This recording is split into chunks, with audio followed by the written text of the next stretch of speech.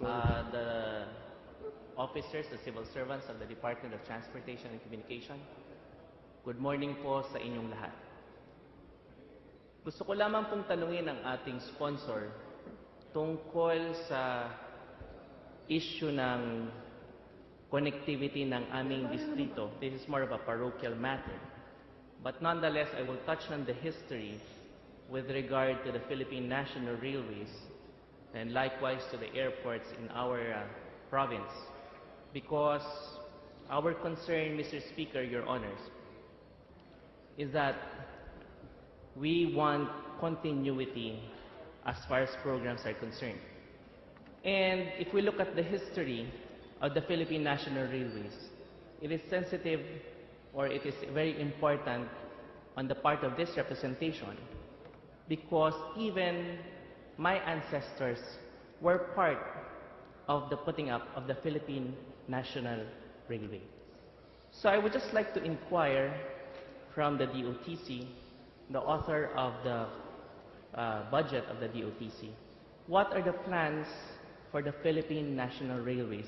Because later on, I will also connect these line of questions to the putting up of airports and ports that would connect to our district.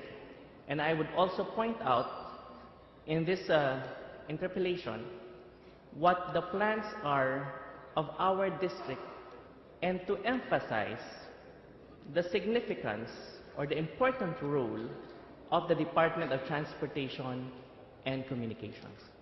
So we'll start first with our major transportation to NCR, which is called the Bicol Express. May we inquire from the author what are the plans for the Philippine National Railways and why bakit po hindi siya umaandar sa ngayon?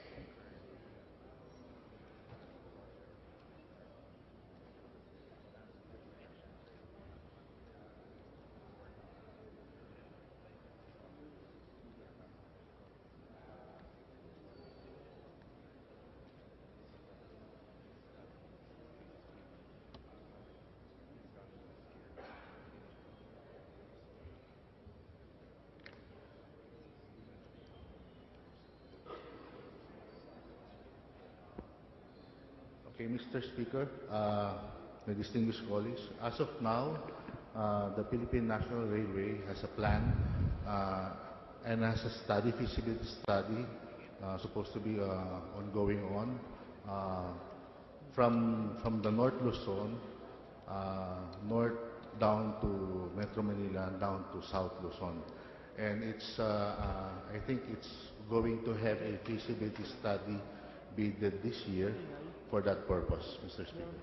Yes, Your Honor. Umaandar po siya noong mga nakaraang taon nung ang DOTC Secretary ay si Secretary Ting De Jesus and then si Secretary Mar Rojas and then Secretary June Abaya took over and then nagkaroon yata ng problema somewhere in Quezon or Camarines Sur na nagkaroon ng aksidente. At gusto ko lamang po malaman, umaandar naman siya noon. Yung aksidente po yata sa isang segment lamang. Ano po ang nangyari?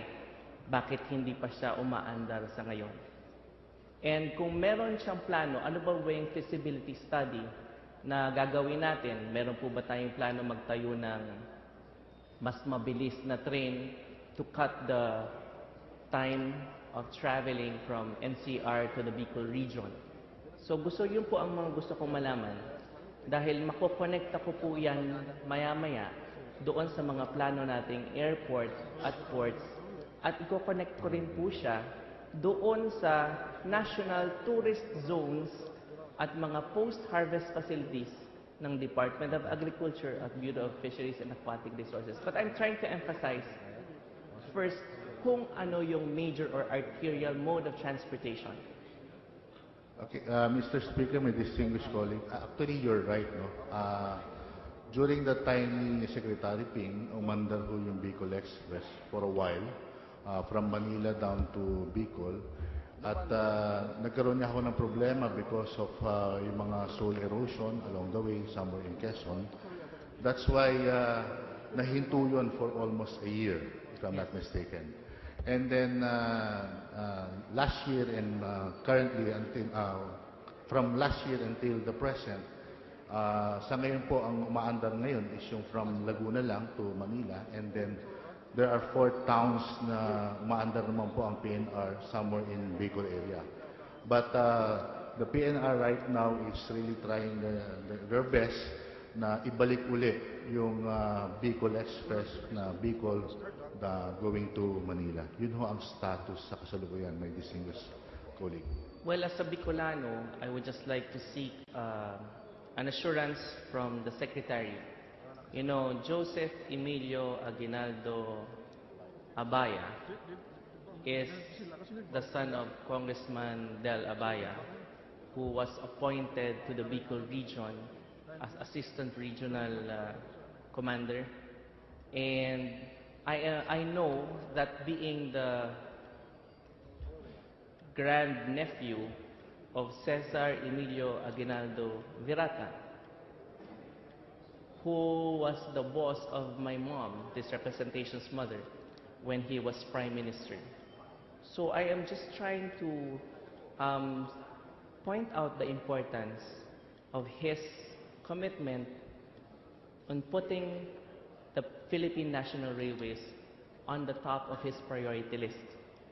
Kasi po, tulad ng sinasabi ni Dr. Ona, na Secretary of Health, i-develop natin yung Bicol Medical Center na mas magandang facility for health. At minsan, may mga pasyente tayo na kailangang dalhin sa Maynila. At minsan, may mga pasyente rin tayong hindi pinapalad at kailangang iuwi sa Bicol region. At hindi po yan tinatanggap ng karaniwang mga transport na service providers. So, this is a very important issue for us Bicolanos because the Philippine National Railways o yung railways natin ng papuntang Bicol, nauna pa po yan sa Maharlika Highway. At nakakatawa lang na DOTC is one of the prime movers in technology. Eh bakit naman yung PNR na importante naman talaga ang mga train para ma-develop ang isang bansa, eh bakit hindi naman siya maandar at hindi na-improve? So, we're just trying to see if the Secretary and the DOTC top brass is putting emphasis on the Philippine National Railways na ayusin siya. Because I know, I already know that the people from PNR are very much committed. But I think and I feel when I talk to them or when I hear this their sentiments, they see that they need more support from the DOTC top brass. And that is the point of this interpellation, Your Honor. Mr. Speaker, Your Honor, my distinguished colleague, actually, rest assured na yung sinabi mo ay nasa priority ng ating pong Secretary June Abaya. In fact, meron ho tayong budget for 2014, yun hong aayusin yung tracks for yung sa Quezon area in order to ibalik uli yung Bicol Express for next year. Yun ho ang target po niyan. And we also have budget para rehabilitate yung mga trains po natin, which is actually around 300 million, para dumami yung mga coaches na aandar papunta pong Bicol. And I think while talking to Secretary June, we all know na talagang ang mass transportation is an efficient transportation at malaki ang magiging contribution sa growth not only ng isang province kundi yung mga karatig provinces pa, especially from Manila down to south to Bicol. So rest assured na bibigyan niya ng fair or sabi ng budget para matugunan yung mga binabanggit mo tungo sa progress ng mga areas na natukoy. Thank you, Mr. Speaker. Maraming salamat po. Could I have a timetable for when the PNR would be running again, all the way to the Bicol region, under the plan of the DOTC?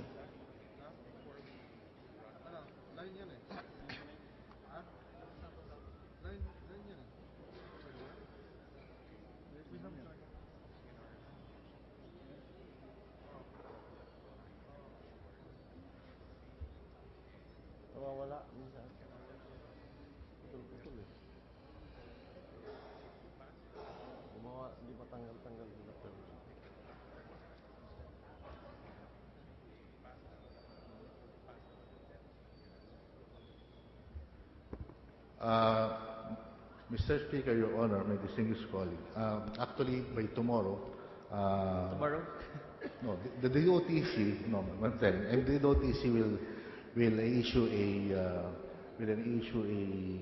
some sort of audit of the trucks from Manila to Bicol region. Because bago ho natin ibalik yung operation ng Bicol Express, we have to make sure of the safety of the truck. Yes. And civil engineering section of the DOTC will be the one to conduct this inspection, and I think it will take around 4 to 5 months para to make sure that these trucks are really safe for our trains. And then by the time, pag natapos na po yung audit ng mga trucks nito and the safety of its mga passengers po natin, pwede nang kagad i-issue na maibalik po yung Bicol Express, Your Speaker. So medyo ano po kaya yung timetable niya? Well, hopefully by first quarter of next year. First quarter of next year, so that would be 2014, between 14. January to March. January to March. Okay. Thank you very much, and I hope the PNR family under the DOTC would be happy to have the Bicol Express running again. Now, let's just go down to more details. Doon po sa Camarines dumadaan po ang PNR, yung railway niya. Is that correct? That's correct, Mr. Speaker. And there are 5 congressional districts in Camarines Sur. The first district is the district of Congressman Rolando Andaya Jr. The second district is under Congressman Diosdado Macapagal Arroyo, Dato Arroyo. And the third district is under Congresswoman Lenny Robredo. And then it skips my district. It goes straight to the district of Congressman Salvio Fortuno. Now you are wondering why I am emphasizing that the Philippine National Railway does not go through our district. It is because our district is called the Partido area. Partido meaning partir or separate. We are on the other side of Mount Isarog. And now I will focus this time on the interconnection of other modes of transportation that attaches my district to the major highway. That is why we are seeking the guidance and we are presenting this to the Department of Transportation and Communication. Because the Partido district, my district, has 2 national tourist zones declared by Congress under Republic Act 9444 and Republic Act 9445. 9444 declares the island of tourism, the island of Atulayan and its surrounding areas as a national tourist zone, and also 9445, Republic Act 9445, declares the northeastern islands of Caramoan, Lahoy Islands, and the islands beside it as national tourist zones. And from the National Railway, we can be connected by an airport and by the ports that provides RoRo services. And for the communications, it's no longer much of a problem of the DOTC because smart communications has already put up more than 12 cell sites in our district. So we already have internet connections. And as far as education of our children are concerned, we have the ability to have connection to the internet through the cell sites. Now we will focus this time on the airports and the ports. And I have identified already, for the record, and will identify in this interpellation, what are the major areas for the DOTC to look at, so that my district, even if it is not part of the so-called economic highway, can contribute much to the economy of this country.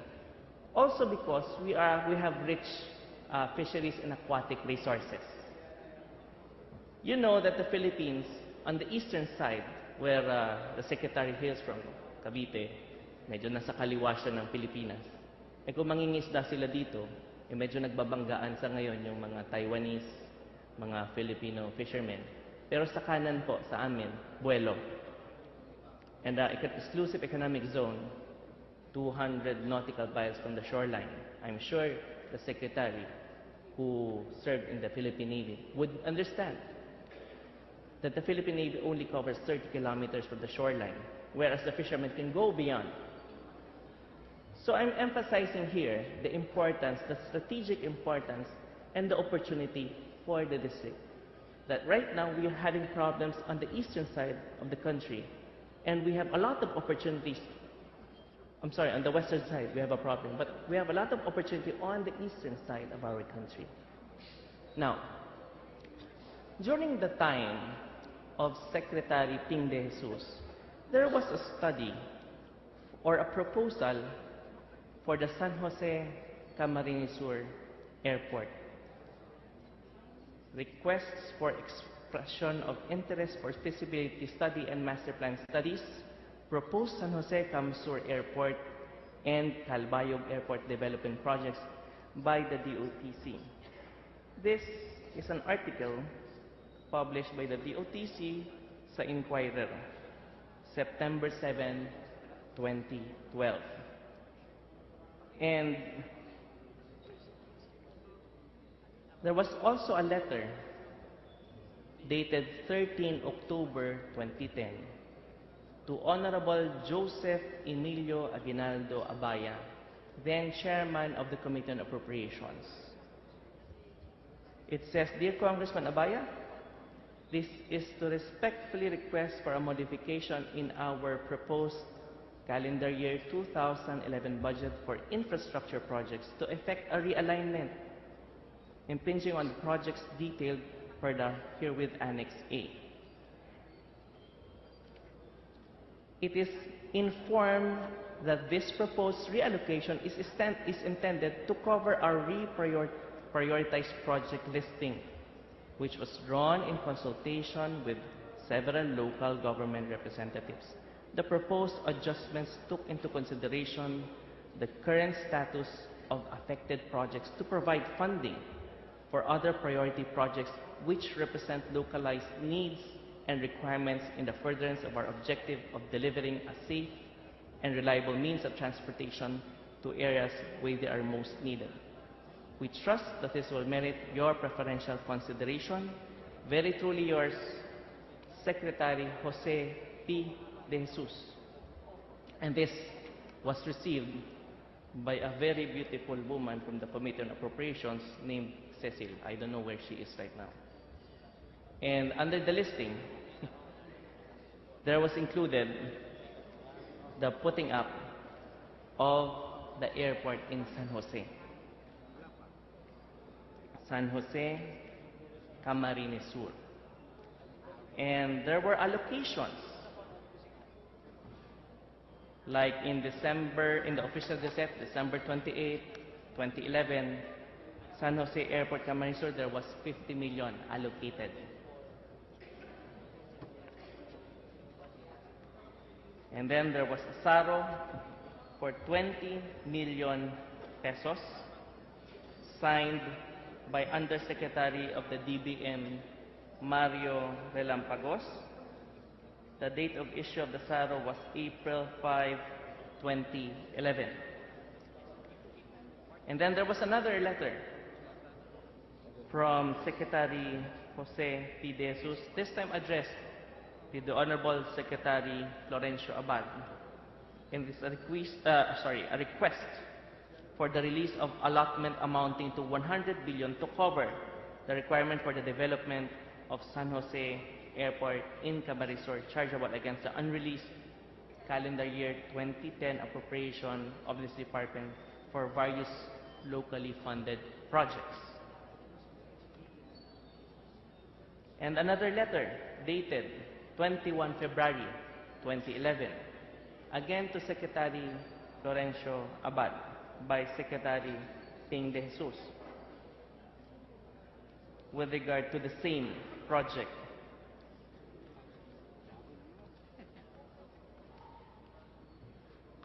And San Jose Airport, the development of which was given 20 million.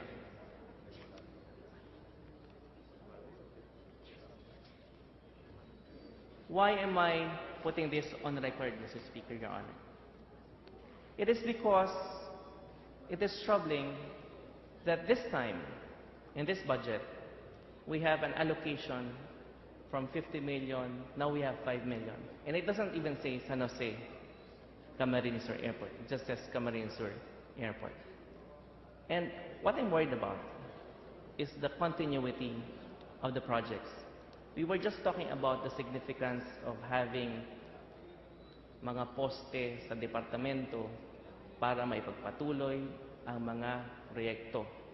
Dahil ang mas importante dito ay hindi yung politika, but yung pagpapatuloy ng mga proyekto. Just like what happened to the Philippine National Railway. I'm citing the PNR as an example of hindi pag-alaga ng ating departamento o pagpapatuloy ng napakahalagang mode of transportation na ito para sa Bicol region. And now, I am trying to put this on record so that we will see the commitment from the DOTC kung ipagpapatuloy din at dapat ipagpatuloy nga ito. Dahil nasasayangan po ako sa mga pondo, nasasayangan ako sa panahon na ibinigay ng mga nasa baba, nasa mga miyembro, mga civil servants ng DOTC, baka nagbabago kasi ang sekretary, hindi na ipagpapatuloy ang mga proyekto. I'm sure the secretary of the DOTC, who hails from Cavite and was formerly the chairman of the Powerful Committee on Appropriations, accepted the job as DOTC secretary because he sees the importance of the DOTC, one of the prime movers of this country as far as technology, transportation, and communication is concerned. But we have to look at it from a point of view of connectivity and continuity. Under the transportation laws, when the passenger is already inside the terminal, then transportation laws would come in, and it's triggered that it would be implemented. So the responsibility of the transportation service provider comes in. Now, what I'm trying to focus at, or what I'm trying to drive at, is sana makita ito ng ating secretary at ng ating mga top brass ng DOTC. Sa terminal pa lang, hanggang umabot sa destinasyon, pagbaba sa sasakyan, pagbaba ng terminal, nasa maayos na kondisyon ng pasahero. Yan po ang obligasyon natin. Pero hindi tayo aabot doon. Kung dito pa lamang, sa paglagay ng strategic locations for airports, for ports, for railways, nagkakaroon na tayo ng hindi pagpatuloy ng mga proyekto. So may I seek guidance from the DOTC? Where is the San Jose Airport going? And what is the commitment of our DOTC family towards connectivity and the continuity of all projects? Because I would like to state for the record, politicians come and go, but institutions remain. And that is why I'm seeking this opportunity to cite all these on record. I'm a politician. I only have 3 years to be here. And sometimes secretaries are replaced. but the civil servants of the DOTC remain. And I want their voice to be heard as far as connectivity and continuity of programs are concerned.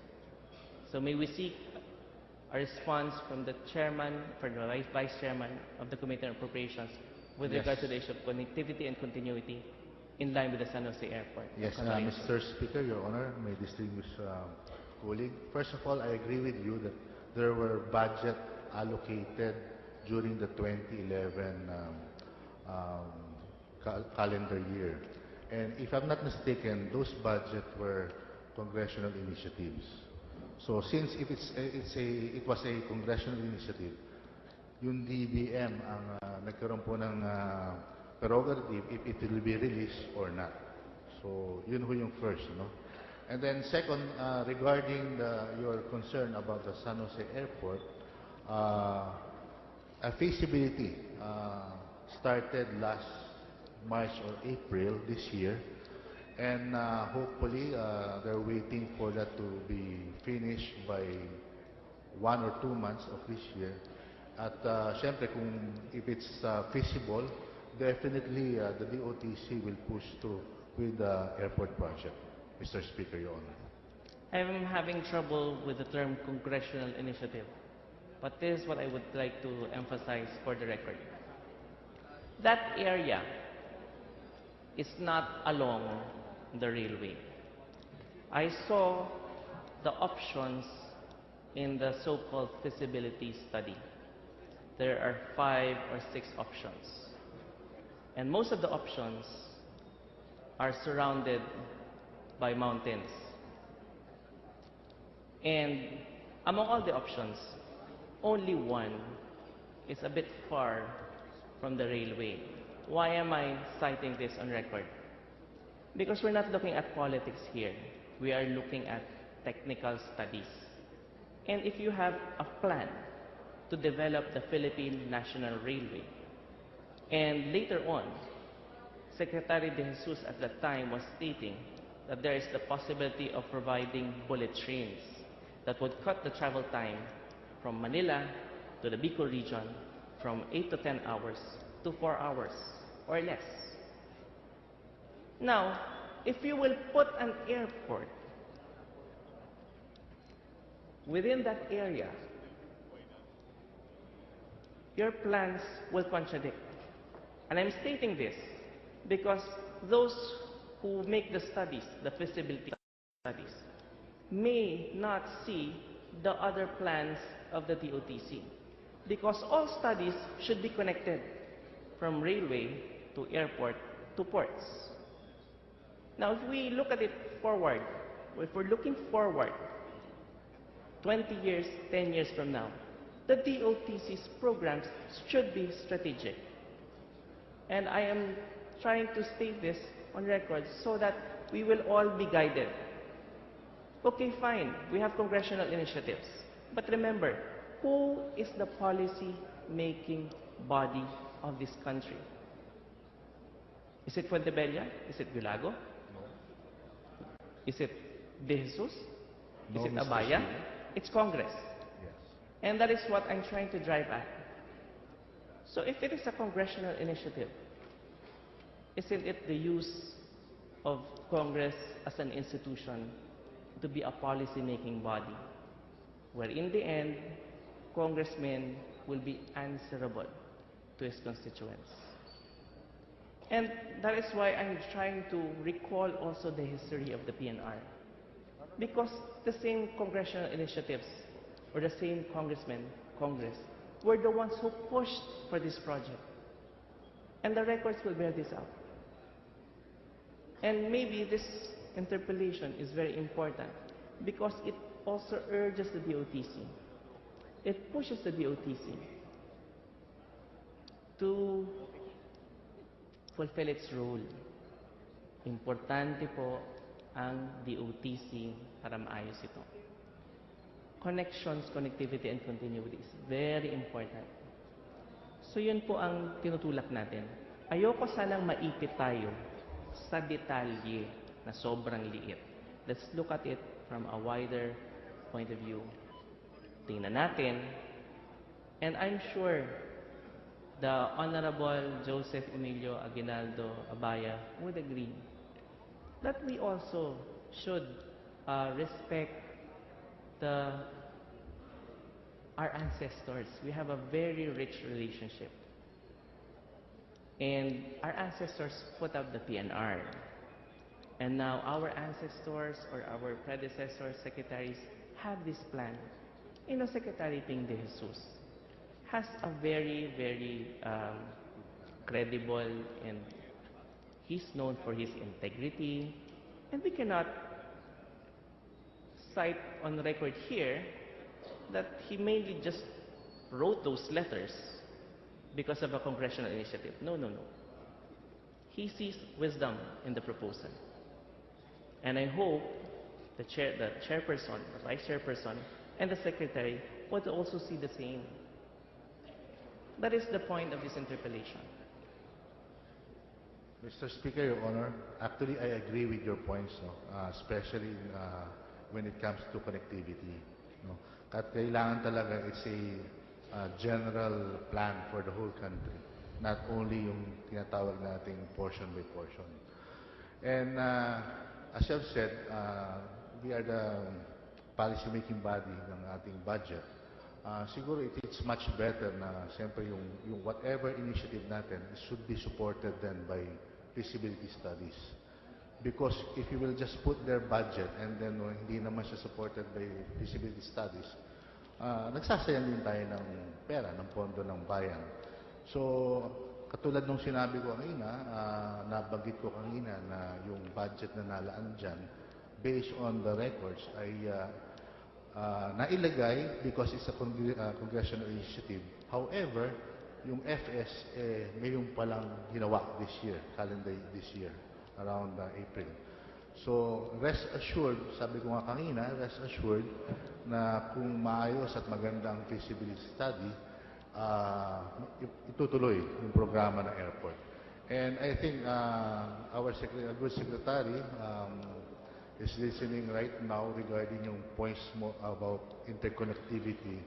And I think rest assured din na well taken yung mga binanggit mo about planning the whole transportation from air, land, and sea na magkaroon talaga ng connectivity siya. That's all, Mr. Speaker, Your Honor. Mr. Speaker, as far as this representation is concerned, we were the ones who pushed for the feasibility study. So, we are not against the feasibility study. We are in fact in favor of the feasibility study.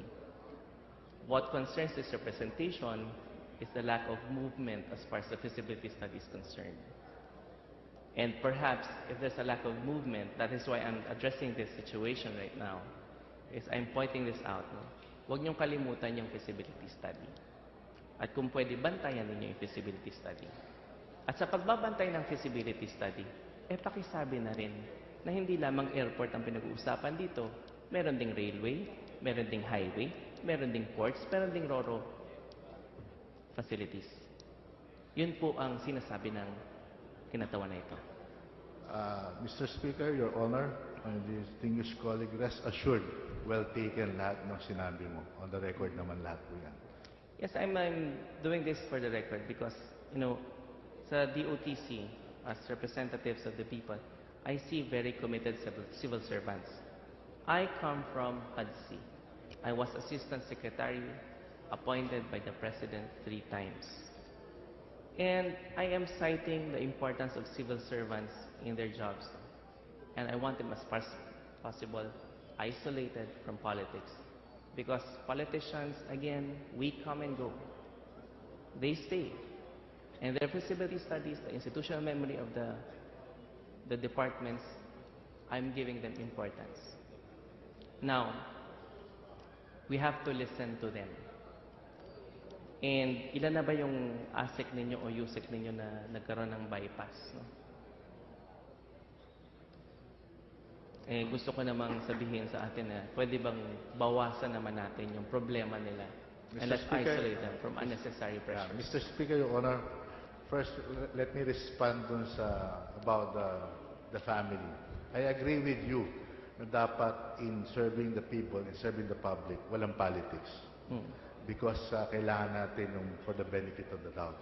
Ngayon, regarding your second query, yung bypass, I think Isa. isa lang. It's only one. No. Mr. Speaker, Anyway, Your Honor. so may I now seek the commitment of our Secretary that we will pursue the feasibility study with regard to the San Jose Camarines Sur Airport.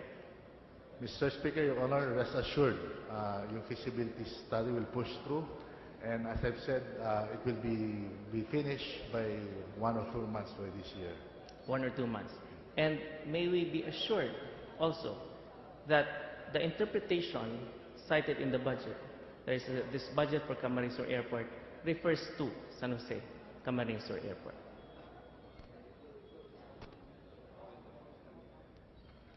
Mr. Speaker, Your Honor, it will depend on the result of the FS. It will depend on the result of the Yes, FS. Mr. Speaker. So, meaning to say, there's no If it- commitment from the DOTC if the that it feasi- refers to If the Camarines. feasibility is really viable, DOTC will push with the project. But if the FS, we have to accept reality. But if the FS, if it's not really feasible, maybe we will have to further study the matter, Mr. Speaker. So, further study meaning uncertainty.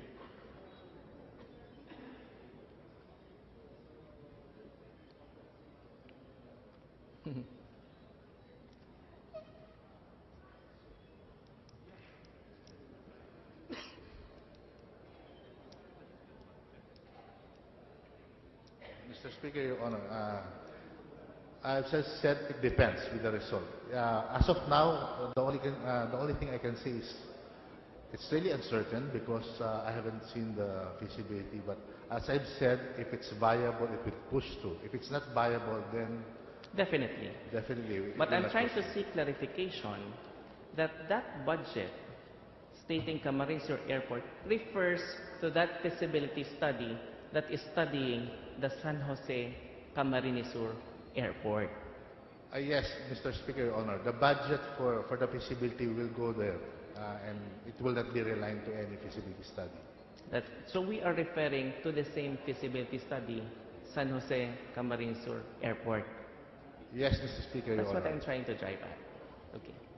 So with that, Mr. Speaker, Your Honor, I conclude my interpellation. And I would just like to commend the Honorable Vice Chairperson because I saw him studying every day in the DOTC. In fact, I was sitting beside him.